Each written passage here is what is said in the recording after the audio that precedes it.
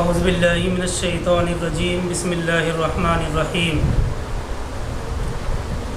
وقد نزل علیکم فی الکتاب ان اذا سمعتم آیات اللہ یکفر بها ویستہزأ بها فلا تقعدوا معهم حتى يخوضوا في حدیث غیرہ انکم اذا مثلهم ان اللہ جامع المنافقین والکافرین فی جہنم جمیعا۔ یہ سورہ نساء آیت نمبر 140 ہے۔ پہلے ہم اس کا ترجمہ دیکھتے ہیں۔ اللہ تعالیٰ فرماتے ہیں وَقَدْ نَزَّلَ عَلَيْكُمْ فِي الْكِتَابِ أَنْ إِذَا سَمِعْتُمْ، اور یہ بات وہ تم پر نازل کر چکا ہے، یعنی اللہ تبارک و تعالیٰ تمام انسانوں کے سامنے لا چکا ہے قرآن کریم کے اندر، اور یہ بات وہ تم پر نازل کر چکا ہے کتاب میں۔ یہاں کتاب سے مراد القرآن الحکیم ہے۔ ان اذا سمعتم آیات اللہ یکفر بها ویستہزأ بها، کہ جب تم سنو اللہ کی آیات کے ساتھ،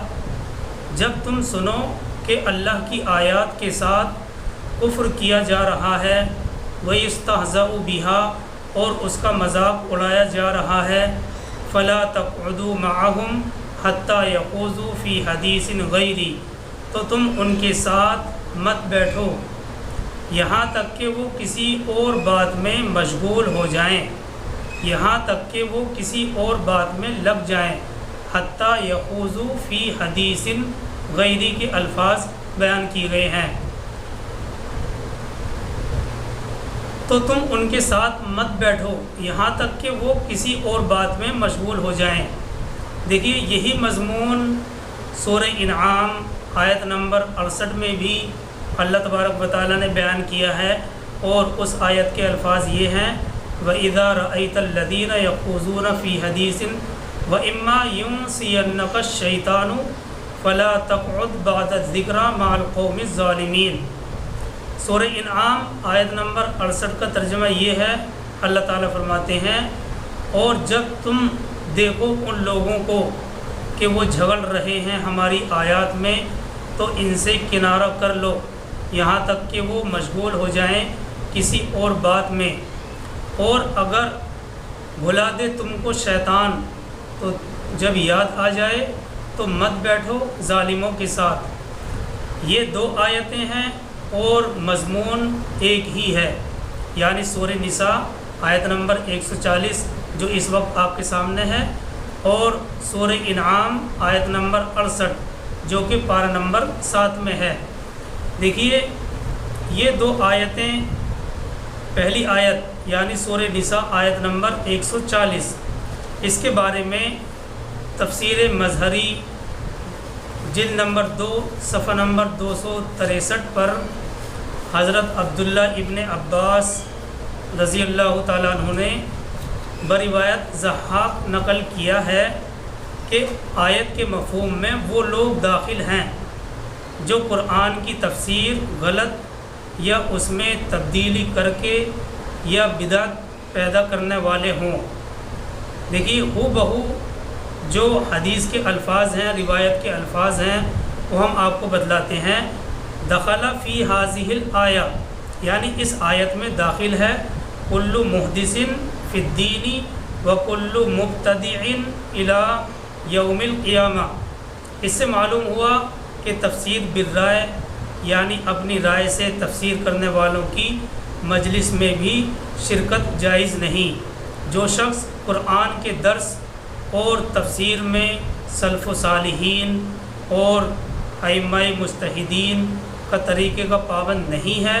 بلکہ ان کے خلاف معانی بیان کرتا ہے، تو اس کے درس اور تفسیر میں شرکت جائز نہیں ہے۔ اور جب ہم تفسیر بحر محیط کھول کر دیکھتے ہیں اس آیت کے تحت، تو معلوم ہوتا ہے کہ اس آیت کے تحت تفسیر بحر محیط نے یہ بات بھی نقل کی ہے کہ جس بات کا زبان سے کہنا گناہ ہو اس کا کانوں سے با اختیار خود سننا بھی گناہ ہے۔ جس بات کا زبان سے کہنا گناہ ہے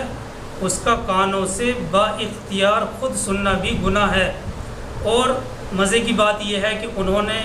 اس جگہ عربی کا ایک شعر بھی نقل کیا ہے، وَسَمْعَكَ سُنْ عَنْ سِمَاعِ الْقَبِيحِ كَصَوْنِ اللِّسَانِ عَنِ النُّطْقِ بِهِ، یعنی اپنے کانوں کو بری بات سننے سے بچاؤ جس طرح تم زبان کو بری بات کہنے سے بچاتے ہو۔ تو بہرحال یہ دو آیتیں ہیں، یعنی سورہ نساء آیت نمبر 140 اور سورہ انعام آیت نمبر 68، دو آیتیں ہیں لیکن مضمون ایک ہی ہے۔ ان دونوں آیتوں میں تمام اہل ایمان کو حکم دیا جا رہا ہے کہ جب تمہارے سامنے لوگ اللہ کے احکام کا مذاق بنا رہے ہوں، قرآن کا استہزاء کر رہے ہوں، تو تمہیں وہاں سے اٹھ جانا چاہیے۔ اصل میں کیا ہے، یہ سورہ نساء آیت نمبر 140 مکی آیت ہے، یعنی یہ آیت مکے میں نازل ہوئی، اور کیونکہ اس وقت صحابہ میں اتنا زور نہیں تھا، اتنی طاقت نہیں تھی کہ کفار کو ایسی حرکتوں سے زبردستی منع کر سکتے ہوں، اس لیے صحابہ اکرام کو قرآن کریم کے اندر آیت نازل فرما کر بتلایا جا رہا ہے کہ ایسی محفلوں ہم تو میوٹ نہیں ہیں، جی ٹھیک ہے، بہتر، آواز آ رہی ہے ہماری؟ جی یہ مکی آیت ہے کیونکہ اس وقت صحابہ اکرام میں اتنا زور اور اتنی طاقت نہیں تھی کہ کفار کو ایسی حرکتوں سے زبردستی منع کر سکتے ہوں، اس لیے قرآن کریم میں یہ آیت نازل فرما کر صحابہ اکرام کو بلکہ تمام ائمہ کو، تمام مسلمین کو، اہل ایمان کو بتلایا جا رہا ہے کہ ایسی محفلوں میں مت بیٹھو۔ اگر کسی محفل میں کوئی ایسی بات ہو جائے تو وہاں سے احتجاجاً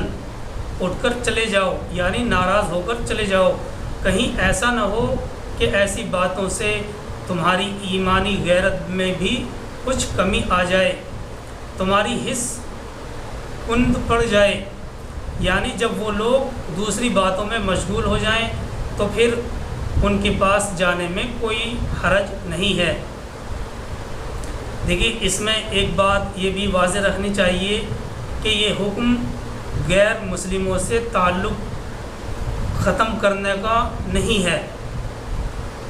کیونکہ تبلیغ کے مقصد سے ان کے پاس جانا بھی ضروری ہے۔ یہ حکم غیر مسلموں سے، اہل اسلام کے علاوہ سے تعلق ختم کرنے کے لیے اللہ تبارک و تعالیٰ نے نازل نہیں کیا ہے،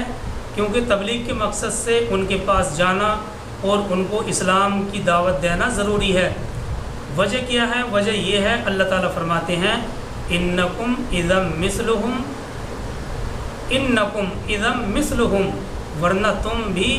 انہی کی طرح ہو جاؤ گے، یعنی اگر تم اس حالت میں بھی ان کے ساتھ بیٹھے رہے تو پھر تم بھی انہی جیسے ہو جاؤ گے۔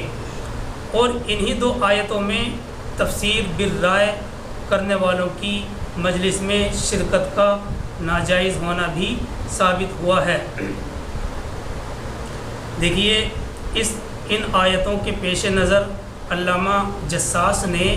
احکام القرآن میں نقل کیا ہے کہ ان آیتوں سے ثابت ہوتا ہے، ان آیتوں سے معلوم ہوتا ہے کہ جس مجلس میں کوئی گناہ ہو رہا ہو تو مسلمان پر نہی عن المنکر کے ضابطے کے مطابق، جو کہ نہی عن المنکر کا ضابطہ اہل اسلام کو دیا گیا ہے، یہ ضروری ہے کہ اگر روکنے کی طاقت ہے تو طاقت کے ساتھ روک دے، اور اگر یہ قدرت نہیں ہے تو کم سے کم اس گناہ سے اپنی ناراضگی کا اظہار کرتے ہوئے وہاں سے اٹھ جائے، جس کا ادنی درجہ یہ ہے کہ اس مجلس سے اٹھ جائے اور اس کے چہرے سے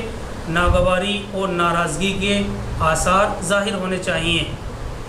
یہی وجہ ہے کہ تفسیر بحر محیط نے جلد نمبر 3 صفحہ نمبر 375 پر یہ بات نقل کی ہے کہ ایک مرتبہ حضرت عمر بن عبدالعزیز نے چند لوگوں کو اس جرم میں گرفتار کیا کیونکہ وہ شراب پی رہے تھے۔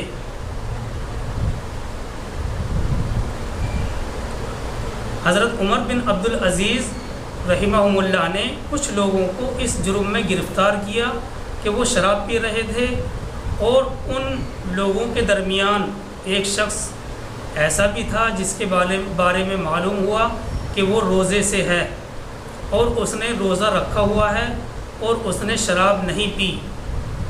لیکن وہ شخص اس مجلس میں شریک تھا، اس لیے حضرت عمر بن عبدالعزیز نے اس کو بھی سزا دی کہ وہ اس مجلس میں کیوں بیٹھا ہوا تھا۔ یہ بات تفسیر بحر محیط جلد نمبر 3 صفحہ نمبر 375 پر نقل کی ہوئی ہے کہ عمر بن عبدالعزیز نے ایک مرتبہ چند لوگوں کو گرفتار کیا، اور گرفتار کرنے کی وجہ یہ تھی کہ وہ لوگ شراب پی رہے تھے، اور ان میں ایک شخص کے بارے میں یہ بھی معلوم ہوا کہ وہ روزے سے ہے اور اس نے شراب نہیں پی، لیکن کیونکہ وہ اس مجلس میں شریک تھا اس لیے عمر بن عبدالعزیز نے اس کو بھی سزا دی کہ وہ اس مجلس میں کیوں بیٹھا ہوا تھا۔ اور جب ہم تفسیر ابن کثیر کھول کر دیکھتے ہیں تو ہمیں یہ بات بھی معلوم ہوتی ہے، اور تفسیر ابن کثیر نے اس آیت کے تحت ایک حدیث نقل کی ہے کہ رسول اللہ صلی اللہ علیہ وسلم نے فرمایا، حدیث کے الفاظ اس طرح ہیں: من کان یؤمن باللہ والیوم الآخر فلا یجلس علی مائدۃ یدار علی الخمر، یعنی جو شخص اللہ پر اور آخرت کے دن پر ایمان اور یقین رکھتا ہو، اس کو چاہیے کہ وہ ایسے دسترخوان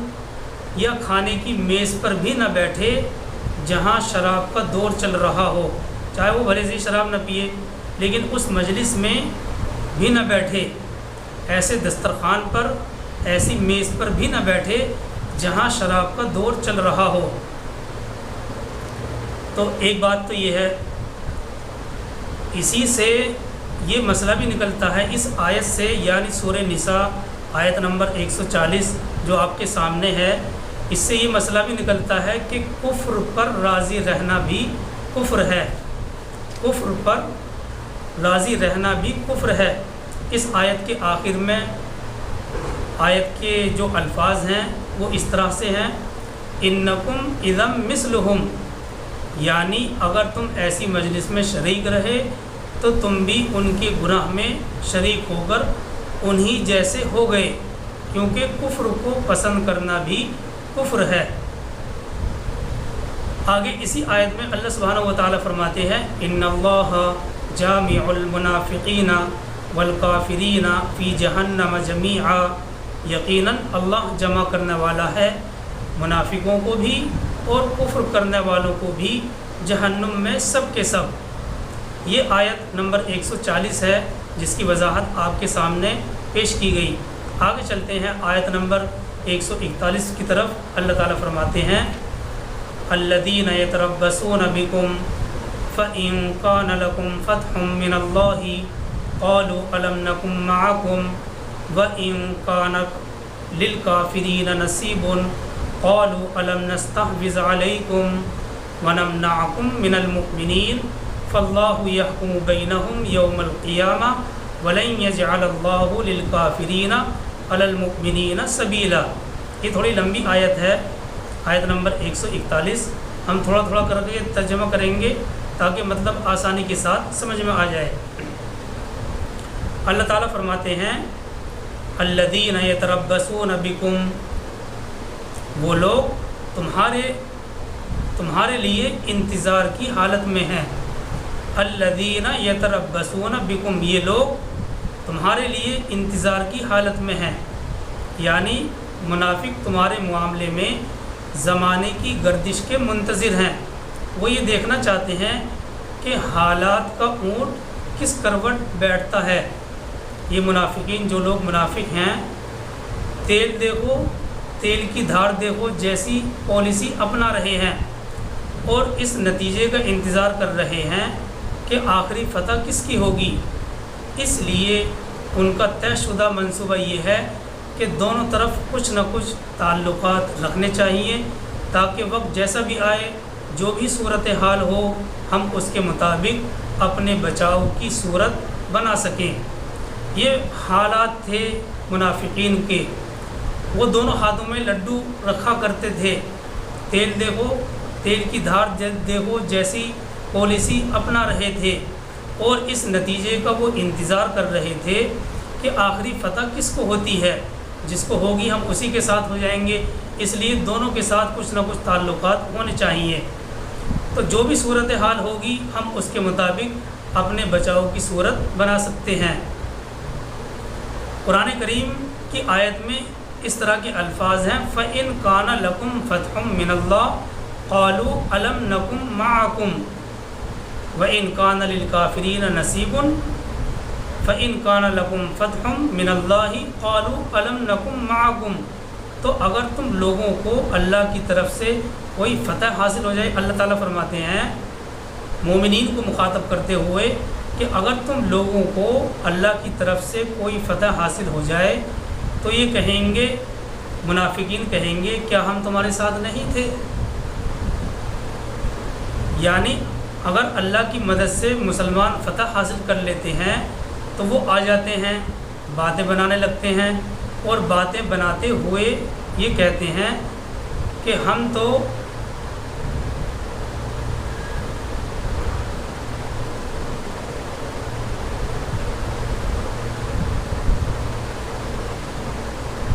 نیٹورک ایشو،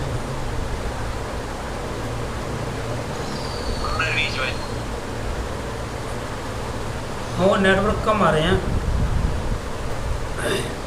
جی سمجھ سکتے ہیں آپ سب، کوئی بات نہیں۔ یعنی اگر اللہ کی مدد سے مسلمان فتح حاصل کر لیتے ہیں تو وہ منافقین آ جاتے ہیں، باتیں بناتے ہیں کہ ہم تمہارے ساتھ تھے، مال غنیمت میں سے ہمارا بھی حصہ نکالیے۔ اور دیکھیے آگے اللہ تعالیٰ فرماتے ہیں وَإِن كَانَ لِلْكَافِرِينَ نَصِيبٌ، اور اگر کوئی حصہ پہنچ جائے کفر کرنے والوں کو، یعنی اگر کفار کا پلڑا بھاری ہو جائے تو وہ کیا کہتے ہیں، یعنی منافقین کیا کہتے ہیں، قالوا الم نستحوذ علیکم ونمنعکم من المؤمنین، تو وہ کہیں گے اپنے کفر کرنے والے ساتھیوں سے کیا ہم نے تمہارا گھیراؤ نہیں کیا تھا،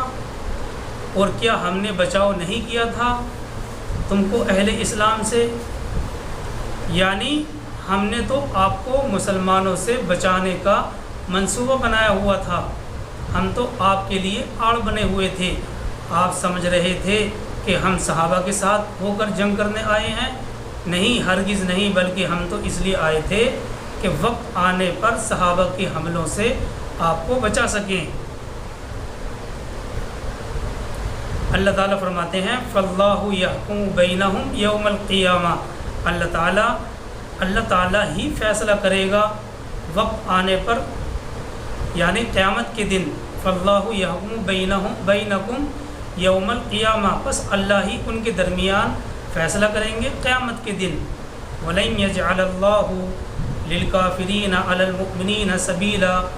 اور اللہ اہل ایمان کے مقابلے میں کفر کرنے والوں کو راہ یاب نہیں کرے گا۔ دیکھیے جیسا کہ اس سے پہلے بھی یہ بات کئی بار آ چکی ہے کہ سورہ نساء کا بڑا حصہ منافقین کے خطاب پر مشتمل ہے، یعنی اس سورہ کے اکثر حصے میں منافقین سے خطاب کیا گیا ہے۔ اگرچہ منافقین سے خطاب